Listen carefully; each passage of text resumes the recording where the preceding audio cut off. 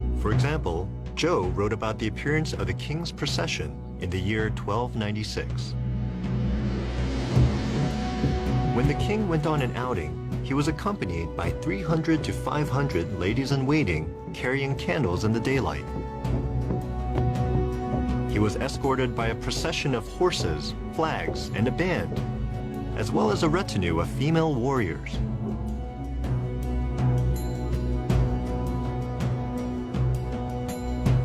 The king, his queen, and his concubines rode palanquins, coaches, horses, and elephants, and they were sheltered from the sun by 100 parasols decorated with gold.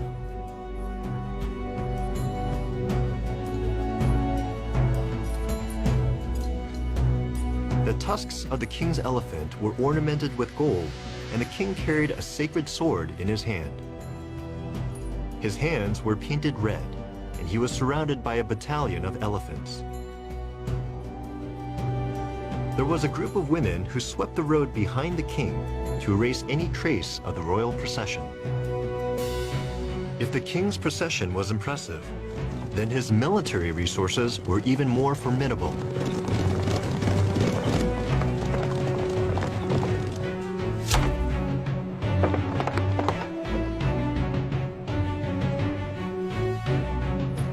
The army included a division of 20,000 elephants, plus infantry, cavalry, and a division of archers who could shower the enemy with arrows. Each platoon consisted of 30 infantrymen armed with swords, hand weapons, and shields. Every platoon also had 5 horses and 1 well-trained elephant.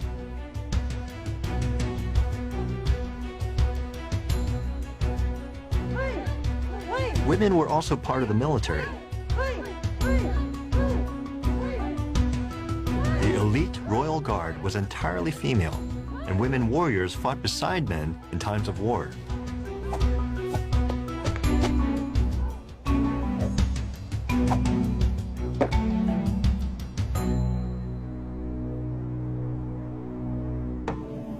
At the start of the 13th century, Angkor Thom and its surrounding area was the greatest city of its time. Jayavarman VII had successfully revitalized the Khmer Empire, in part through his impressive building projects. Besides his temples, he expanded the system of highways connecting his capital city to many other provinces. He also built 121 inns as well as 102 hospitals. Before Jayavarman VII came to power, the region was embroiled in turmoil and strife. Neighboring kingdoms saw Khmer disorder as an opportunity to expand. Once he came to power, Jayavarman strengthened his empire and expanded its reach through a series of military campaigns. Inscriptions describe his conquest of a neighboring territory. His army included a cavalry of Chinese horses, a division of elephants, female soldiers, and full infantry.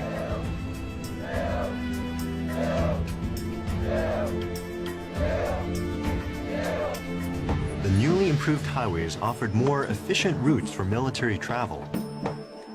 Long processions of soldiers and commanders covered great distances by road. The scene is depicted in a gallery relief in the Bayon. These long marches were comprised of more than just soldiers. Because each campaign lasted years and involved tens of thousands of troops, many soldiers brought along their families.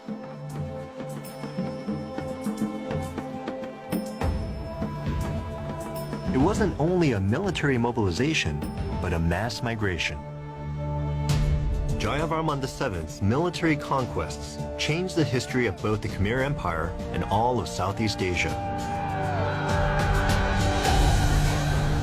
There are few records from late in the king's reign, but histories record that he was a fierce opponent on the battlefield. One account states, Jayavarman VII swore an oath to take revenge against his enemies. He bore their impudence for 18 years and finally saw his plans to fruition. The Khmer often overwhelmed their enemies with a swift cavalry and a large infantry. Charging elephants no doubt struck fear in the hearts of the enemy. Much of the fighting was close hand-to-hand combat, using a sickle-like weapon called a peacock.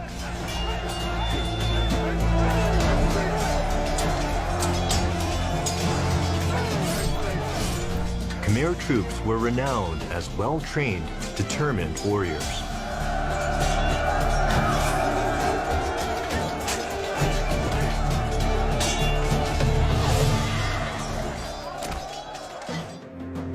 Eventually, the Khmer Empire stretched from what is now Laos and much of Thailand in the north, to the Malay Peninsula in the south, Burma in the west, to central Vietnam in the east, almost all of mainland Southeast Asia. Jayavarman VII's rule strengthened and expanded the Khmer Empire. And to this day, Cambodians revere him as one of their greatest rulers.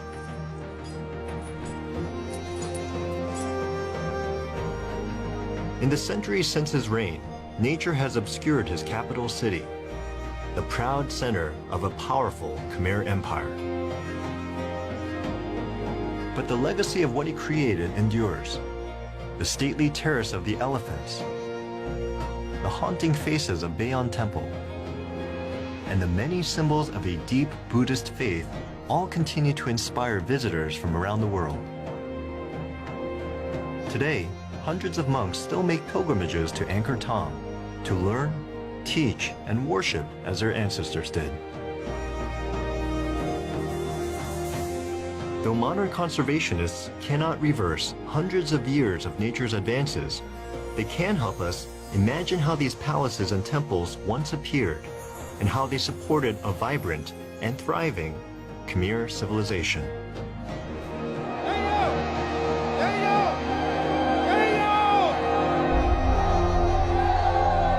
Jayavarman VII was one of the greatest conquerors in Khmer history.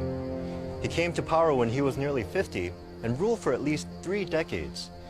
During his reign, he dramatically strengthened and expanded his empire. But he's also known in modern Cambodia for another reason. As the first important Buddhist king, he changed the relationship between ruler and ruled. Now, like previous Hindu rulers, Jayavarman VII was still considered a god king, but he also reportedly cared deeply about his people and strived to relieve their suffering. It was definitely a change in style from earlier Khmer rule, and 800 years later, his influence on history can still be felt. Today, Buddhists, Hindus, Cambodians, and hundreds of thousands of people worldwide flock from the farthest corners of the globe to experience the splendor of Angkor. And though the kings who built these astonishing structures have long since passed, it is their triumphs that have left a great legacy, teaching us about the people of this sprawling empire and how their early accomplishments helped shape the world.